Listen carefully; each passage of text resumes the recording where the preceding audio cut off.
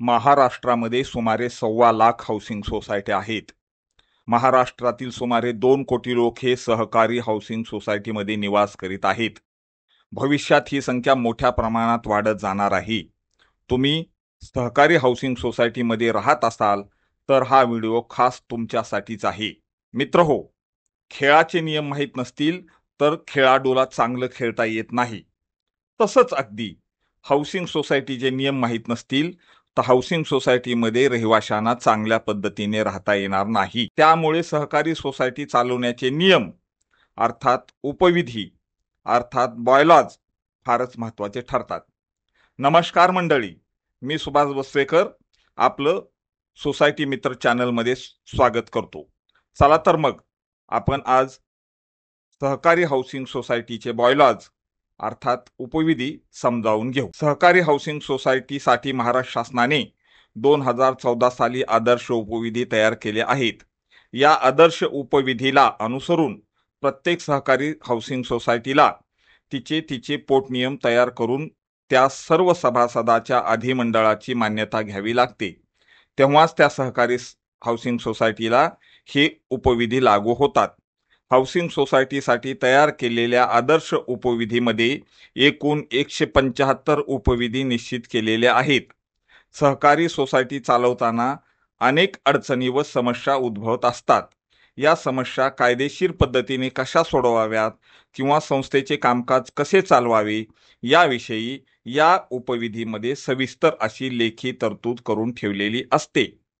Society नोंदणी करताना, व्यवस्थापन समिती निवडताना, सोसायटी चालवताना, निधी उभारताना, इच्छुक व्यक्तींना सभासद करून घेताना, निधी खर्च करताना, समितीचे कामकाज करताना, मासिक मीटिंग घेताना, अधिमंडळाची सभा भरवताना, सभासदाचे हक्क आणि अधिकार तसेच व्यवस्थापन समितीचे कर्तव्य व जबाबदाऱ्या पार पाडताना किंवा सदस्यास राजीनामा देताना आपापल्या सोसायटीतील उपविधीमध्ये काय तरतूद आहे हे पाहूनच पुढे चालावे लागते. यावरील सांगितलेल्या सगळ्या बाबी या उपविधीनुसार पार पाडाव्या लागतात. सहकारी गृहनिर्माण संस्थाचे आदर्श उपविधी 2014 मध्ये एकूण 175 उपविधी आणि 28 परिशिष्ट जोडलेले आहेत. हे परिशिष्ट हे विविध अर्जाचे नमुने आहेत. सोसायटी चालवताना येणाऱ्या प्रत्येक समस्येतून कसा मार्ग काढावा व सोसायटी नियमानुसार कशी चालवावी याची सविस्तर व लेखी तरतूद उपविधीमध्ये केलेली आहे. हाऊसिंग सोसायटीच्या प्रत्येक पदाधिकारी व सभासदांनी हाऊसिंग सोसायटीचे हे बॉयलॉज अर्थात उपविधीची प्रत वाचून व समजून घेतली पाहिजे. हाऊसिंग सोसायटीचे फ्लॅटधारक लाखो रुपयाचा फ्लॅट घेतील पण 100 रुपयाचं उपविधीचं पुस्तक विकत घेत नाहीत. उपविधीमधील तरतुदी त्यांना माहीत नसतात. त्या समजून घेण्याची त्यांची मानसिकताही नसते. जर हाऊसिंग सोसायटीच्या सर्वसामान्य सभासदांनी जर हे सर्व उपविधी समजून घेतले तर मग विचारात त्यांच्या स्पष्टता येईल, कामकाजात स्पष्टता येईल, सभासदांना त्यांचे अधिकार, हक्क व कर्तव्य समजतील व त्यानुसार वागणे भाग आहे याचे त्यांना आत्मभान येईल व त्यामुळे व्यवस्थापन समिती व सभासद यांच्यात एक चेक अँड बॅलन्स तयार होऊन त्यांना आपापल्या कायदेशीर परिघात नियमाने वागावे व इतरांनीही नियमाने वागावे असा आग्रह धरता येईल.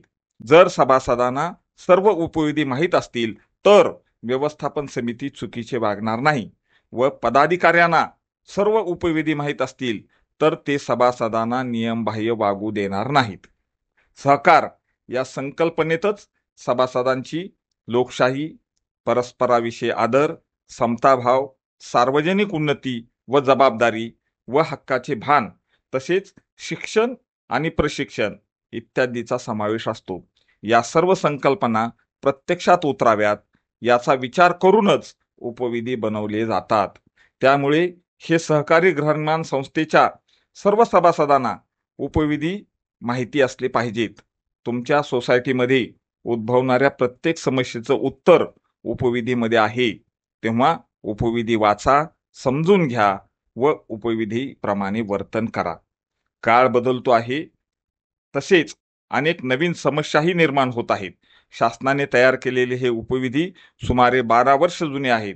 दरम्यान नवीन तंत्रज्ञान, नवीन शोध, नवीन गरजा वाढल्या आहेत.